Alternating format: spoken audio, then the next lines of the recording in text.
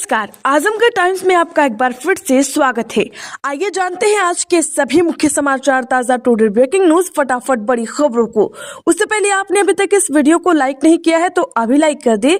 और हाँ, आजमगढ़ के किस गली मोहल्ले, गांव, शहर, कस्बे से खबर को देख रहे हैं, कमेंट बॉक्स में जरूर बताएं और एक एक करके सभी खबरों को आखिर तक जरूर देख लें।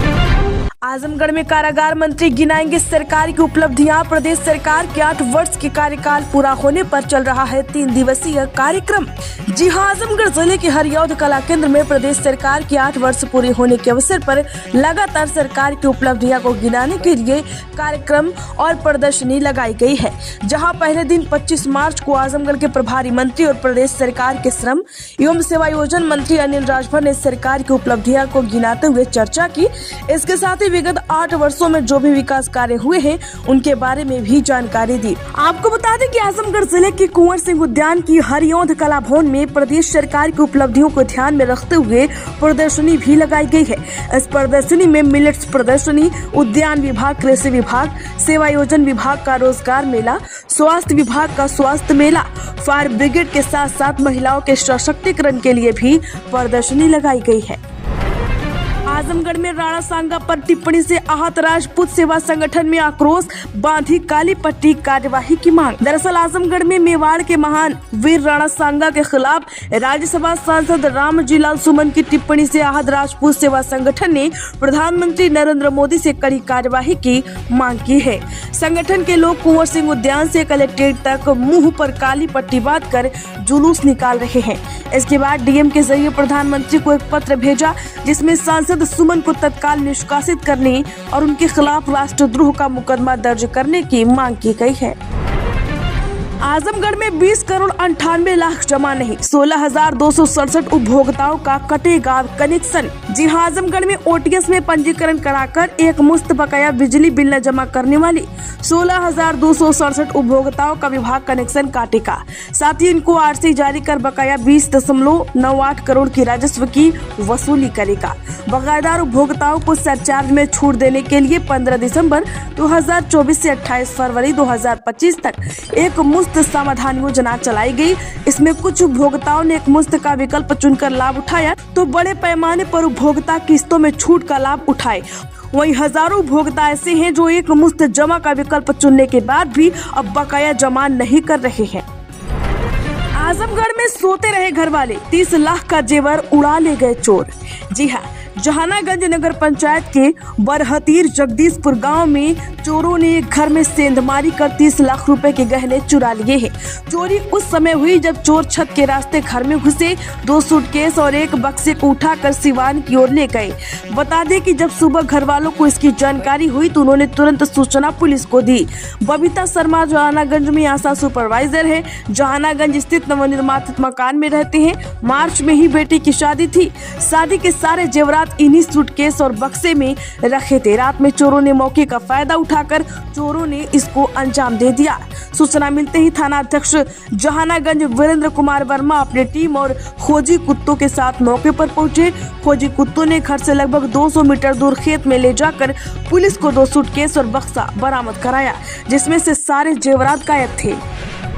आजमगढ़ में बिजली की शॉर्ट सर्किट से लगी आग, 8 झोपड़ियां जली। जी हां, आजमगढ़ तहबरपुर थाना क्षेत्र चकिया दुबे रामपुर में बिजली के शॉर्ट सर्किट से आग लगने से 8 मड़ई जलकर राख हो गई।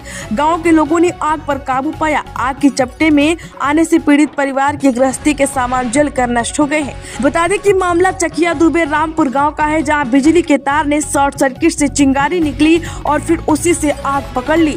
देखते ही देखते आग ने विकराल रूप ले लिया। आग की चपेट में आने से लखेदू के घर से आग शुरू हुई। जब तक लोग बुझाने का प्रयास करते आगे बढ़े, विकराल रूप ले लिया था। आजमगढ़ में रेलवे पुलिस अधीक्षक ने जीआरपी थाना आजमगढ़ का किया निरीक्षण। जी हां, आजमगढ़ में शाहगढ़ पुलिस अधीक्षक रेलवे संदीप कुमार मीणा ने जीआरपी थाना आजमगढ़ का निरीक्षण किया। लगभग 3 घंटे के निरीक्षण में उन्होंने बारीकी से थाने की सभी व्यवस्थाओं को देखा। आगामी चैत्र नवरात्र और रमजान के दृष्टिगत यात्रियों की सुरक्षा व्यवस्था का जायजा लिया। पुलिस कर्मियों के साथ बैठकर उनकी समस्याएं सुनी। रेलवे गोरखपुर अनुभाग पुलिस अधीक्षक संदीप कुमार मीना सड़क मार्ग से जीआरपी थाने पहुंचे। इस दौरान पुलिस अधीक्षक ने गार्ड की सलामी दी। उसके बाद CCTNS कार्यालय, मालखाना, बंदीगृह, शास्त्रागार, थाना कार्यालय का निरीक्षण कर समस्त अभिलेखों का अवलोकन किया। आजमगढ़ में वन नेशन वन इलेक्शन के साथ वन एजुकेशन लागू हो। जी हां, आपको बता दें कि आजमगढ़ सुहेलदेव भारतीय समाज पार्टी के राष्ट्रीय महासचिव अरुण राजभर के नेतृत्व में अहरौला, तरौलिया के अभयपुर, भरौदासपुर, कौडिया, उसुरपुरवा, मझौली में जन चौपाल लगाई गई। इसमें अरुण ने समस्याओं को सुना और निस्तारण कराने का आश्वासन दिया है। कहा कि पार्टी शोषित, वंचित, पिछड़े, दलित और अल्पसंख्यकों के हक की लड़ाई लड़ रही है। देश में वन नेशन वन इलेक्शन के साथ वन एजुकेशन भी लागू होना चाहिए। आज शोषित, पिछड़ा और दलित वर्ग सुबह सपा से जुड़ता जा रहा है। सभी युवा पदाधिकारी और कार्यकर्ता आगामी त्रिस्तरीय पंचायत चुनाव की तैयारी में जुट जाएं। सामाजिक न्याय और हक अधिकार की लड़ाई को और अधिक मजबूती दें। जब तक हक और अधिकार नहीं मिलेगा तब तक संघर्ष जारी रहेगा। आजमगढ़ में बिना बांटे ही CMST स्टोर में मिली एक्सपायर्ड गर्भ निरोधक दवाएं। जी हां, बलरामपुर एक तरफ सरकार की ओर से परिवार नियोजन को बढ़ावा दिया जा रहा है, वहीं मंडलीय जिला चिकित्सालय स्थित CMSD स्टोर में गर्भ निरोधक दवाएं एक्सपायर्ड होकर बेकार पड़ रही है। 2022 में यह दवाएं एक्सपायर्ड होकर CMSD स्टोर में रखी है। वहीं अब मामले का खुलासा होने के बाद जिम्मेदार इसकी जाँच कर कार्यवाही की बात कर रहे हैं। आजमगढ़ शाहगढ़ मऊ रेलवे दोहरीकरण का कार्य हुआ पूरा। 27 और 28 मार्च को स्पेशल ट्रेन करेगी ट्रायल। रेलवे प्रशासन ने जारी की गाइडलाइन। जगह पूर्वोत्तर रेलवे वाराणसी मंडल पर इंफ्रास्ट्रक्चर के विकास को लेकर लगातार काम जारी है। इसी को ध्यान में रखते हुए पूर्वोत्तर रेलवे के वाराणसी मंडल में मऊ शाहगंज 100 किलोमीटर रेलवे दोहरीकरण परियोजना के अंतर्गत फरीहाम खुरासन रोड रेलवे खंड के दोहरीकरण का कार्य पूरा हो चुका है। 20 किलोमीटर रेलवे खंड से अधिक इस दोहरीकरण को लेकर विगत 10 दिनों से मऊ आजमगढ़ शाहगढ़ रोड पर चलने वाली सभी ट्रेनों के मार्ग में परिवर्तन किया गया था। इसके साथ ही बड़ी संख्या में ट्रेनों का निस्तारण भी किया गया था, जिससे कि जल्द से जल्द दोहरीकरण का कार्य पूरा हो सके। आजमगढ़ में बोले विधान परिषद सदस्य विशाल सिंह, योगी सरकार ने बदली है तस्वीर, सड़क, शिक्षा, कानून व्यवस्था हुई है बेहतर। जी हां, आजमगढ़ जिले में प्रदेश सरकार के 8 वर्ष पूरे होने पर लगातार कार्यक्रम चल रहे हैं। इसी क्रम में जिले के हरिऔध कला भवन में मिलेट्स फूड कोर्ट, श्री अन्य प्रदर्शनी, वन विभाग की प्रदर्शनी, स्वास्थ्य विभाग का मेला, रोजगार विभाग का मेला भी लगाया गया। इन मेलों के माध्यम से जिला प्रशासन और भाजपा के पदाधिकारी सरकार की उपलब्धियों पर चर्चा कर रहे हैं। आजमगढ़ में शिक्षक MLC ने मूल्यांकन केंद्रों का दौरा कर शिक्षकों से की बात। जी हां, आजमगढ़ में शिक्षक MLC ध्रुव कुमार त्रिपाठी ने 3 मूल्यांकन केंद्रों राजकीय बालिका inter college, DAV inter college और सिविल इंटर कॉलेज का दौरा किया। उन्होंने हाई स्कूल एवं इंटरमीडिएट की उत्तर पुस्तिकाओं का मूल्यांकन कर रहे शिक्षकों से मुलाकात की और उनकी समस्याएं सुनी। उन्होंने कहा कि शिक्षकों की समस्याओं के निस्तारण का एक संगठन संघर्ष जारी करेगा। शिक्षक MLC ने यूपी सरकार पर निशाना साधते हुए कहा कि सरकार ने धारा 12, धारा 18 और धारा 21 को समाप्त कर शिक्षकों के शोषण का कुचक्र रचा है। भरोसा दिलाया कि संघर्ष के बल पर इन धाराओं को पुनः लागू करवाया जाएगा। आजमगढ़ में हार्ट अटैक से बचाव के लिए किया जागरूक। डॉक्टर बोले योग मेडिटेशन के साथ लाइफस्टाइल और खान पान बदलने की जरूरत। जी हां, आजमगढ़ जिले में लगातार बढ़ रही हार्ट अटैक और किडनी की समस्याओं को लेकर एक कार्यशाला का आयोजन किया गया है। इन कार्यशाला में 4000 से अधिक ऑपरेशन कर चुके मैक्स हॉस्पिटल के डॉक्टर विशाल श्रीवास्तव और नेफ्रोलॉजी विभाग के डॉक्टर संतोष कुमार ने लोगों को हार्ट अटैक और किडनी से हो रहे लोग और कैसे बचा जा सकता है इसके बारे में जागरूक किया है। डॉक्टर का कहना है कि लगातार हार्ट अटैक और किडनी की बीमारियां जो बढ़ रही हैं, इसका मुख्य कारण असंयमित खान पान, ब्लड प्रेशर, डायबिटीज और बदलता लाइफस्टाइल है।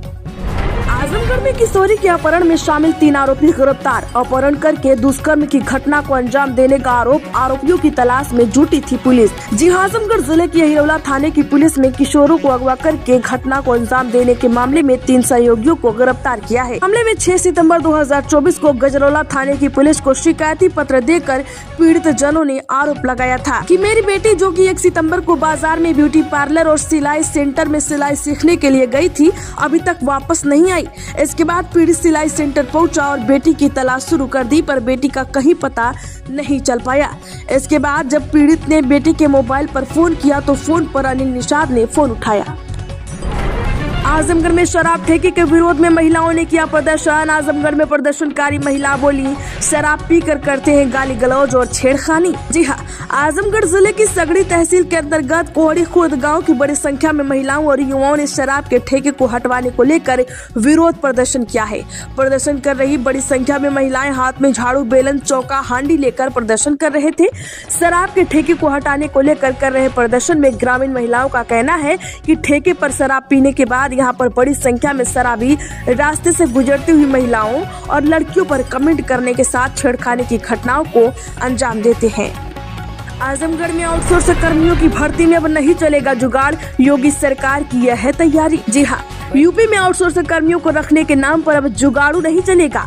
मुख्यमंत्री योगी आदित्यनाथ आउटसोर्सिंग के माध्यम से होने वाली भर्तियों में गड़बड़ी और शोषण को रोकने के नियम बनाने जा रहे हैं। इससे उत्तर प्रदेश आउटसोर्स सेवा निगम द्वारा नाम दिया जा रहा है।